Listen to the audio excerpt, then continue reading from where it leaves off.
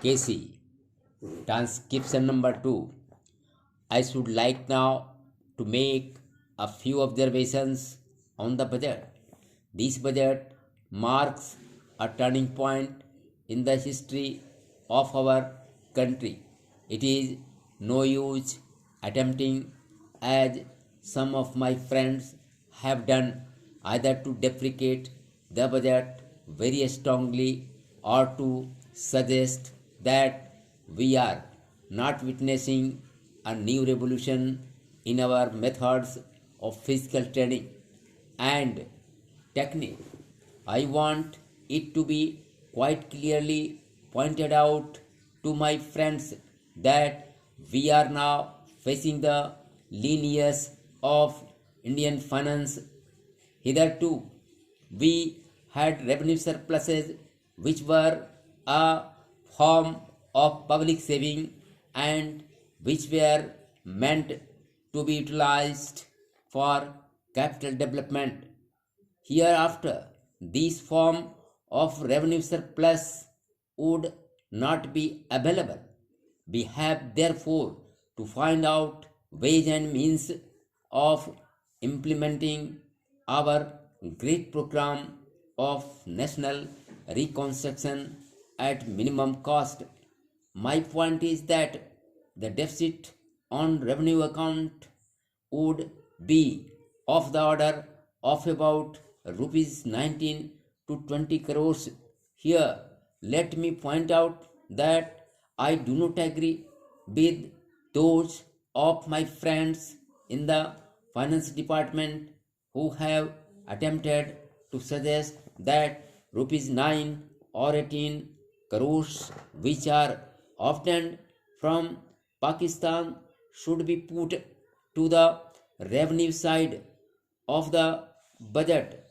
The they are to be put on the capital side, but that does not seriously alter the trend of my argument.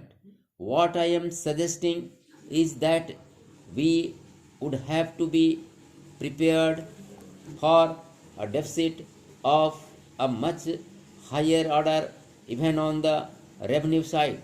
That itself should make us realize that there are very many problems which we have to face and that we have to undertake ways and means of increasing the resources of our country so that it might be possible for us to have a greater amount of surplus or a greater amount of public saving for the purpose of financing capital development.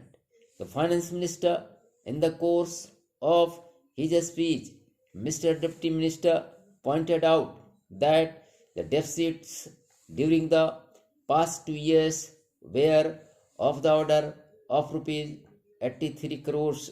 I venture humbly to disagree with him because I feel that when we are talking of deficits, we must take into account the overall deficit incurred by the central government, and that would be of the order of rupees 200 crores during the years of relatively light expenditure. We had a shortfall of about rupees 200 crores. Undoubtedly, now when we are going to have a very great amount of expenditure, we might have a greater amount of deficit, and we would have to find out ways and means of trying to meet our capital expenditure. Some members have pointed out that deficit financing is good. Others have pointed out that it is poison. One honorable member who preceded me pointed out that it could be taken like a tonic. Now, I am not willing to enter into the merits of deficit financing or demerits of deficit financing in an academic spirit. The time has now come when we should face realities. I do suggest that we have to indulge in deficit financing because without indulging in deficit financing, it would not be possible for us to indulge in capital expenditure on such a large scale.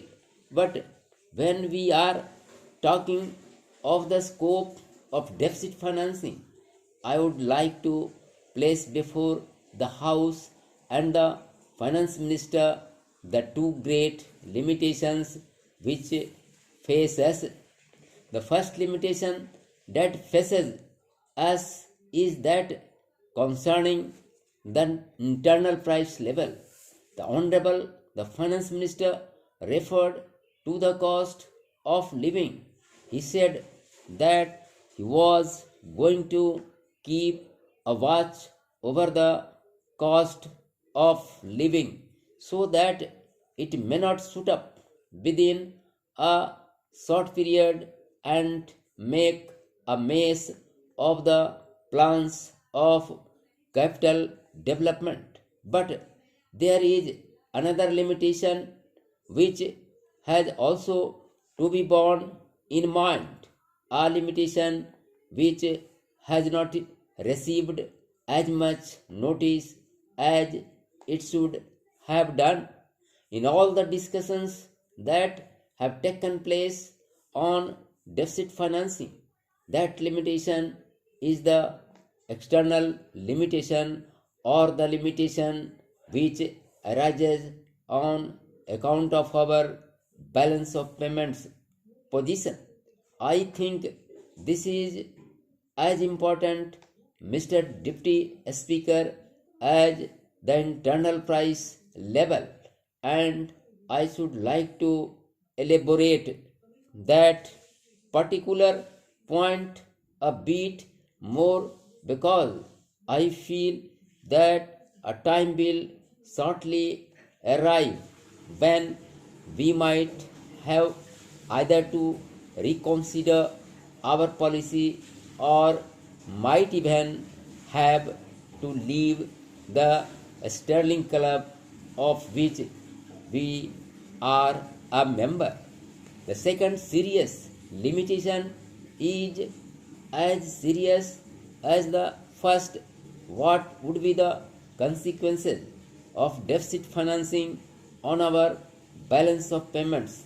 The Finance Minister, in his budget speech, points out that so far as the balance of payments position is concerned, they have now, whether it is by accident or design, a favorable balance, and they have contributed about rupees 63 crores to the dollar pool during the past 6 months. But the moment we indulge in deficit financing, we have to be prepared for worsening our worsening of our balance of payments.